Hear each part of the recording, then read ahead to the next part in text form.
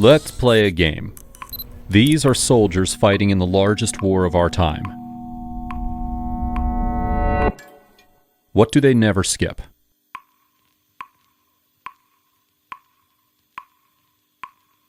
Well, the title already gives you a hint. Just keep in mind, some shots are staged, some are not. Winter, heat. Half Russian, across branches and tiers. Half Ukrainian, same range.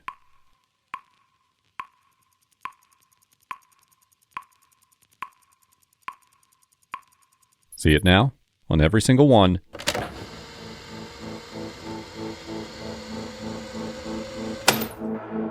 A groin protector. If the question is why, you probably missed Hedgehog 2025 training in Estonia. Ukrainian drones versus joint NATO forces. Spoiler, it hurt.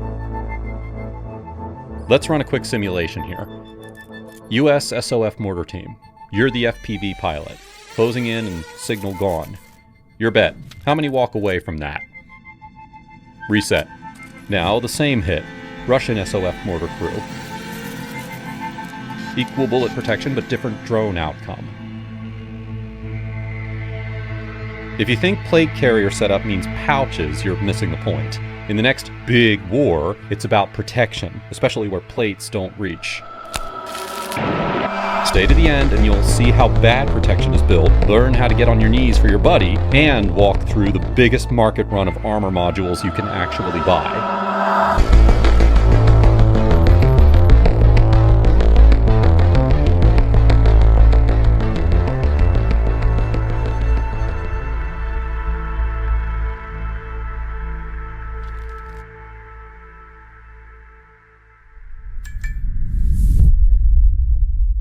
What is a big war?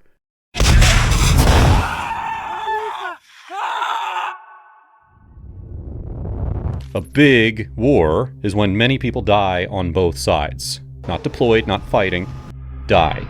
NATO soldiers die in large numbers only if air superiority is lost. Maybe the enemy strikes first, or maybe they shield their aircraft from ours. And when many NATO soldiers are killed, mobilization begins. Lose the skies, and mobilization fills the losses. Hold them, and it ends before it grows. That leaves two conclusions that shape your plate carrier setup as a reservist or civilian. First, only a high-tech nation can contest NATO air superiority, with fleets of 5th-generation jets and AWACS operating from hardened aircraft shelters. There's one such country. With a one kind of half exception. So your plate carrier setup is for dense cities. Tropical heat, or the northern European plain. There, every blast turns brick and metal into fragments flying at you. Second, mobilization will come, whether society approves or not.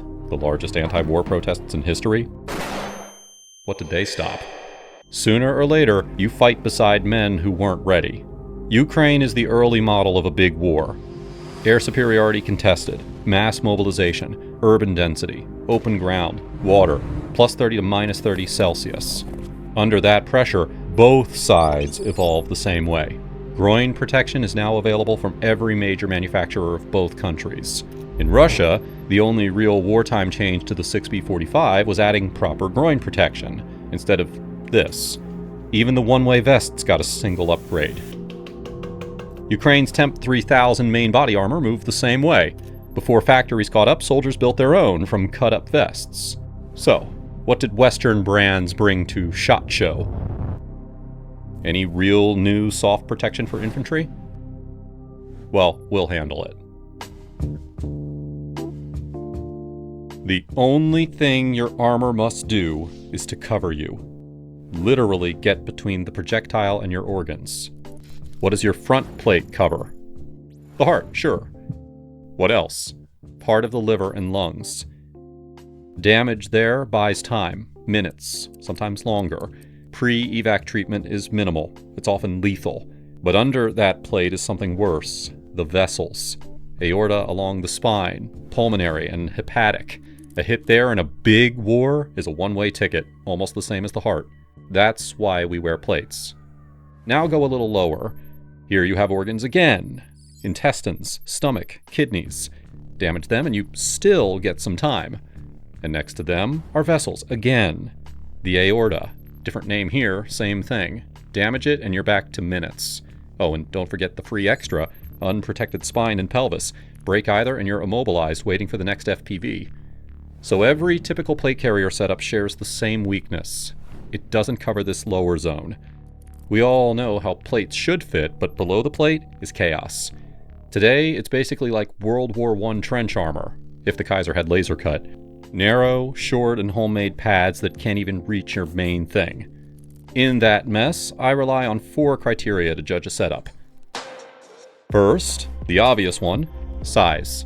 We're all built different, but your groin protector must cover the full groin length and width of the pelvic bones. Crack and assault troops, Ukrainian military intelligence. On the left, critical zones stay exposed. Pelvis, kidney, upper femoral vessels. A tourniquet won't solve that. Right, almost perfect. And let's be real, the left guy didn't get any comfort from that. Russians run into the same problem. Rarely this narrow, more often just too short. The panel stops above the groin and becomes abdominal armor. Some brands went bigger. Others added double groin panels paired with an abdominal flap. So, just buy the biggest one and call it done? Only if you don't move. Я с оружием нормально обращаюсь. For the rest, second, fit. A groin protector moves with your posture. No matter how good it looks standing still, it's useless if it shifts when you move. Large single panels and even doubles paired with abdomen panel lose alignment under simple bends. On one knee, it either lifts with the raised leg or shifts downward, opening a gap. Sit in a vehicle? Same story, and that's when blasts are most likely.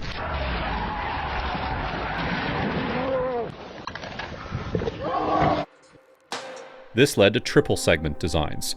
One section lifts the leg while the others remain in position. The concept was first used by Point Blank and later copied by Russians. The original was small and belt-mounted, so they made it bigger and they moved it to the carrier, still short without a belly panel. So, just buy a triple panel with abdominal protection and call it done? Third, where you mount it. Most groin protectors attach under the placard, so the plate, and often a trauma pad, stands between the protector and your body. This leaves a gap. The greater that gap, the less protection you truly have. How does that work? Prepare yourself because it's actually really complicated. Battlefield explosions detonate at ground level. Mortars, grenades thrown into trenches, drone drops, even FPVs rarely hit the body directly. They strike the ground beside you. That matters because fragments don't travel horizontally. They rise. In 2025, 60% of Ukrainian combat wounds involved legs and lower abdomen. Guess why severe wounds below the plate are so common.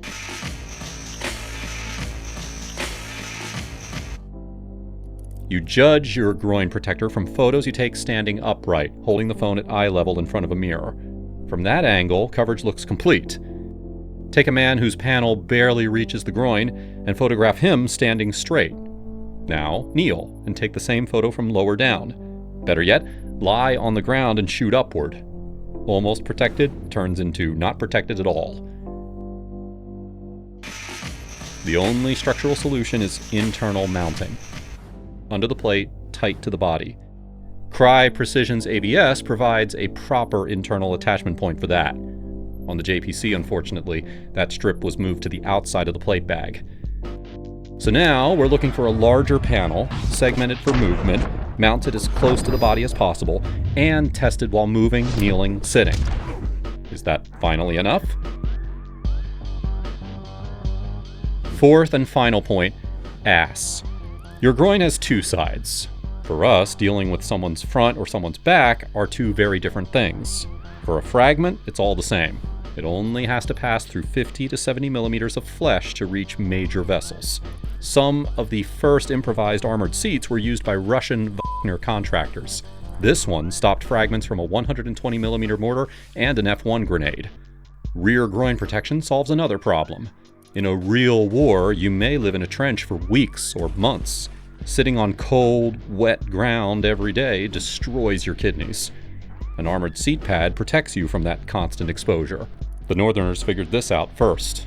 Probably least known in the West is the sitting pad. You can have this under you, it'll keep you dry and warm.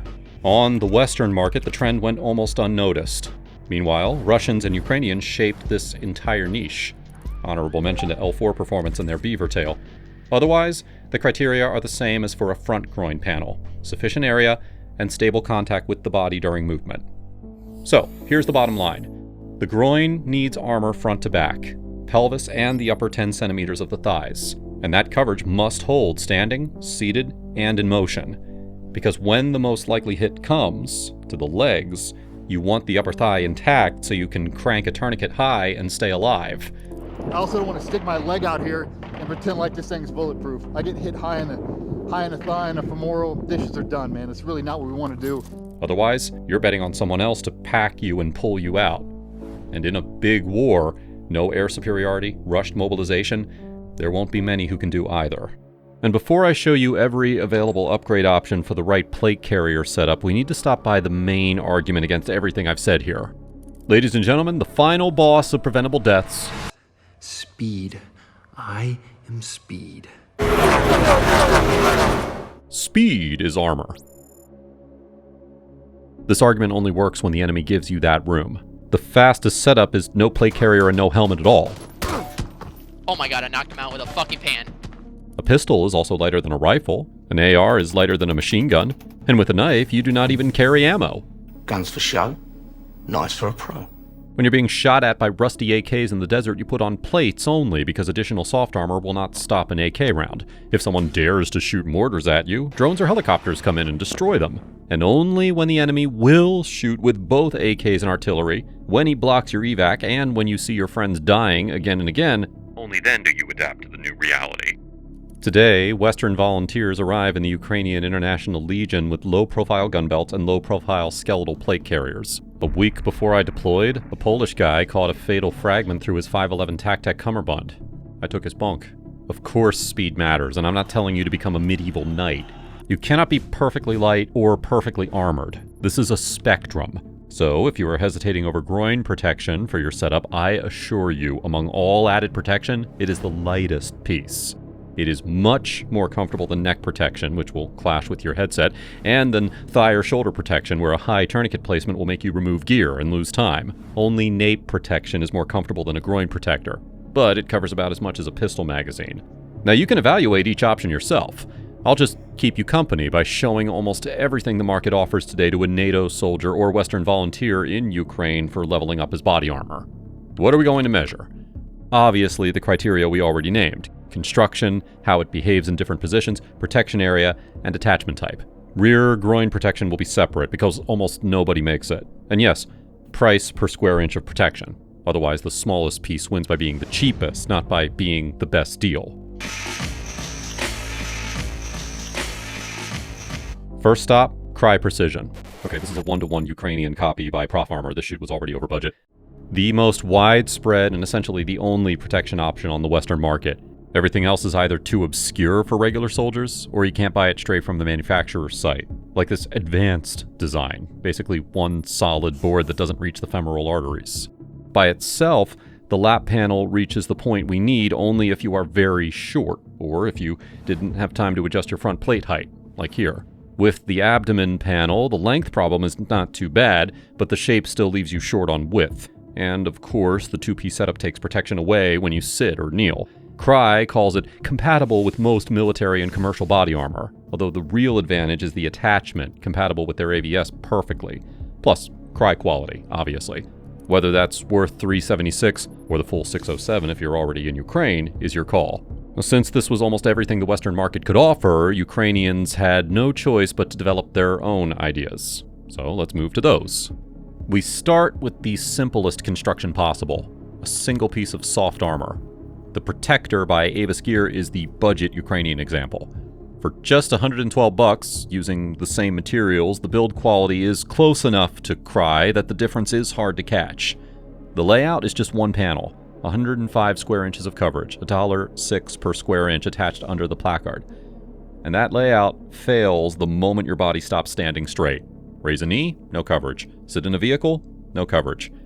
For the rear, AVIS offers a matching seat protector, $98, 155 square inches of coverage, same single panel idea. But every simple seat panel has the same disease. It's not tied to your body. In a fight, it moves around you. That is bare minimum. Minimal changes start with LEAF by ProtecUA, not because of the cutting-edge technology of laser cut, but because of the mount.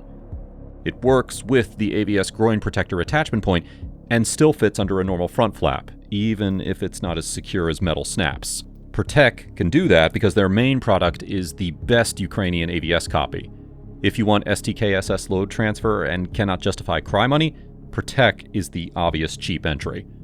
The LEAF is $123, size is 101 square inches or $1.21 per square inch of protection, but the panel itself has the same disease as AVIS. Small, short, good mostly while standing, and Protec makes nothing for the rear groin side. Now, to M-Tac, because no Ukrainian gear list survives without M-Tac, and its younger brother, Ballistica. Their simplest groin protectors are the Laser Cut Fragmentation Apron XL and Fragmentation Apron for Plate Carriers L through XL. M-Tac naming in its natural habitat. The construction is where they split. Ballistica went for length without really giving up width. M-Tac went for width without really giving up length. The Ballistica protector is $104. The M-Tac is $69, with 75 cents and 49 cents per square inch. Both are front flap only, and both assume you keep standing like a product photo. M-Tac became popular because it finally covers the full width of the pelvis. But at groin height, there's still a big uncovered zone. And that's roughly where bounding anti-personnel mines hit. This foreign volunteer was lucky. The mine came up, but failed to explode. Fuck! Rear groin protection is a little more interesting. M-Tac and Ballistica both make simple combat seatings. A larger one with 186 square inches of coverage for $132, and a smaller one with 133 inches of coverage. Then come the folding seat panels. Put your backpack under your head and shoulders, sleep on the panel, and you may not need to carry a full sleeping mat. But in armor terms, nothing changed. The panel still swings around you. The gap is still there. After these four, more one-piece protectors are not worth the screen time. They will all look almost identical to these four. The weird answers begin with the two-piece protectors. Abdomen separate, groin separate. The best known one is SAM GAM by UkrArmor. When it launched, it got attention because it looked like it actually reached the groin, and the split made it a little easier to wear. Wear it outside a straight standing pose, and it still shifts. UkrArmor also brands Chinese materials as Ukrainian armor. Obviously, that's a bold name choice. Price is nearly double M-Tac single protector, $148 for 129 square inches, or $1.15 per square inch. And yes, to be fair, M-Tac insert is also questionable, no name UHMWPE, but at least M-Tac's multicam is in Chinese. China Armor's rear groin options are two loose seat panels. The small BAM, $68 for 127 inches, and a larger unnamed folding one, $77 for 189 inches. Neither stable enough. One of the few attempts to improve seat protection, but a very weak one. Suputnyk gear is where the path gets more interesting. The tracker dangler pouch gets its own armor insert and connects to a Type 1 groin protector. The whole thing costs $167 and covers 123 square inches. Too little, obviously, but at least they tried. For the rear side, they went all in with the ass guard, a huge folding seat that can replace your sleeping pad. But this happens too, and I would not want to find out in combat. As armor, it's still 155 square inches of coverage for $139. The last in the double panel category is G2-Shield by Velmet in their Mavka camo. Now, if you watched my battle belt guide, you know Velmet's style already. Unusual, clever, and not cheap.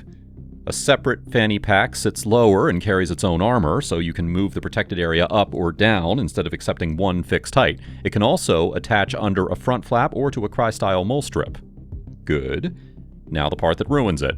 Still not enough length, the same posture problem, and $245 for 113 square inches of coverage. That is $220 per inch. Velmet does not make armored seats, so the honorable mention goes to their PCPL G3 single panel groin protector. I think it is the best of the worst. Best because the $122 package gives you a groin protector, a folding mat, a fanny pack, 2 tourniquet pouches, and a utility pouch. Worst because it's still a single panel groin protector, and it still misses the groin. And finally, the only category here I would trust in a real high frag fight, 3-section wraparound groin protectors. Russia stole the idea from Point Blank, evolved it, and now we get to steal it back. ProfArmor and GradGear's Shamrok is a near direct copy of Russian ARMA A21 Clever. The Russian problem was obvious. Placard mounting kept the side wings riding too high, so they almost never reached the thighs. The Ukrainian version brings it back to the belt, where the point-blank concept started, keeps the width, and puts US-made Dyneema inside. First real big war option in the review. Still far from optimal. Put it on the carrier, and it stops working the same way Ars Arma did. Put it on the belt, and the $223 protector becomes a $311 setup because now you need abdominal armor too. Then the weight still drags your belt around. But with 163 square inches of coverage and $1.90 per inch, it finally counts as workable. Far from perfect, but workable. Here, the rear side finally gets enough armor. The unnamed long seat is basically the Wagner field-made seat, cleaned up for production.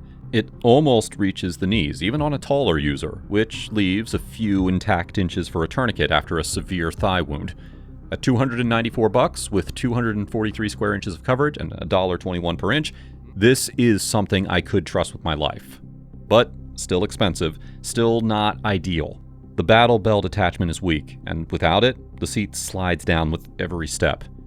ATAKA solves those problems with a unique combination, the Division full groin protector plus a second Mod 3 groin protector as abdominal armor. ATAKA is old, ATAKA is excellent, but some designs just did not age into this war. Here, though, the approach feels fresh. The middle section module uses an IOTV groin protector as its center panel. By itself, that IOTV protector is almost a bad joke. No hip joint coverage, no real coverage for the upper femoral arteries. But in the first years of the war, it had one advantage. It was the only mass-produced option that was not Chinese armor. So the price depends on luck. $297 if you need the IOTV piece, or just $244 if you already have it, with 260 square inches of coverage and $1.14 per inch, using genuine Dyneema. The abdominal section is AVS compatible. The groin protector mounts to the inner pants belt, which is better than the battle belt mount, slightly. It sits closer to the body, but now it becomes one more separate piece that you have to find and attach in the dark before the belt and carrier go back on. Wake up to sudden contact in a tree line once and you get it. Even tying laces by feel becomes work. Sleeping for weeks without removing the kit is work too. That's the only flaw I see. Rear groin protection is where ATAKA's old design problem comes back. Their only option is a short folding seat, using the same no-name armor as M-Tac. Back to M-Tac, the biggest Ukrainian manufacturer was not going to ignore the entire 3-piece wraparound category. Their kit is Groin Protection Gen.II plus abdominal protection. For $186, you get decent abdominal armor with a built-in fanny pack and tourniquet holder, plus a groin protector that mounts to the battle belt, and still lacks length. From above, in a static pose, it seems barely enough, and then a winter jacket pushes the protector out and the protection's gone. Still, the cheap no-name armor inside makes the numbers look decent. 178 square inches of coverage and $1.03 per inch. And before I show the setup that I consider ideal, there is one more weird thing that deserves a look. Abrams Groin Protection Gen.3. Compared to M-Tac, it reaches lower, uses Dyneema armor, and can mount to the belt or under the plate carrier placard. That looks solid. The regular size is small, but Abrams also makes a larger version. With abdominal armor, it works. But $296 for the old generation groin protector alone, or $513 for the new generation with abdominal protection. Shit. And it doesn't stop there. Abrams also makes rear groin protection. Dyneema, quick release, but still a simple short single panel pad for another $340 on top. So yes, full front and rear groin protection is exactly $853. But the part that really threw me off was the printed webbing on a 900 set. And if you want Murdoch too, do we just keep adding zeros until it feels premium? So can all the important pieces fit together without turning into ridiculous money? I tried. This is Thorn Elba. After years inside Western, Ukrainian, and especially Russian trophy gear, this is the most thought-through construction I've seen. Thorn gives you 259 square inches of coverage by combining the groin panel and abdominal armor into one 4-section structure. It mounts to the carrier 3 ways. Metal snaps for all Crye carriers, but ideally AVS. Velcro strips for first spear-type carriers with trauma pads attachments, or a ferro G-hook mount inside the plate bag. All 3 keep the armor close to the body, with AVS being the best case. The armor inside is US-made Dyneema, as usual. If the budget's tight, there's cheaper European Trosar option from the same manufacturer. It weighs just a little more than 1 AK magazine. 1 action and your plate carrier is much closer to big war ready. But the whole point here is the price. 99 cents per square inch. And if your groin also has a backside, Elba Combat Seat gives it 312 square inches of armor. Together with Thorn, that's 570 inches, only 12% less than this assault shield. But coverage alone is not the whole story. Elba is stable. It doesn't flap around when you run. It has 2 separate armor sections, adjustable for height, and 3 rubberized strips to keep you from sliding on wet surfaces. The no-gap attachment and inner belt fixation are what make Elba work with Lima Battle Belt as a system. Thorn, Elba, and Lima Belt were designed as one AVS plate carrier upgrade kit for heavy infantry. Lima protects your kidneys with more coverage than a single ESAPI plate and gives STKSS load transfer. Elba adds a ballistic seat to the belt, and Thorn closing the front through the AVS groin protector attachment point. Thorn, Elba, and Lima are my joint work with ENSIS Gear, a small manufacturer run by my friend Korn and anonymous SOF operators. After Korn's death, the team continued the work and tested the full setup for more than 9 months in direct fire engagements again and again. If the protection had failed, you would never see this film. The trophies behind this gear came from them. We used that captured equipment to build gear for a future NATO war. This is what Made in Ukraine means here. War life and handwork. Each piece is cut, sewn, and finished by one craftsman, the same person responsible for the final result. So, if you see where the world's going, Thorn and Elba are on the website, linked below. And if you run a tactical shop in a NATO country and you share the idea of premium war gear at a budget price, email me.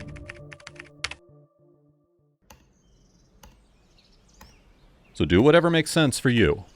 Turns out, drones didn't take our job. They just made it worse.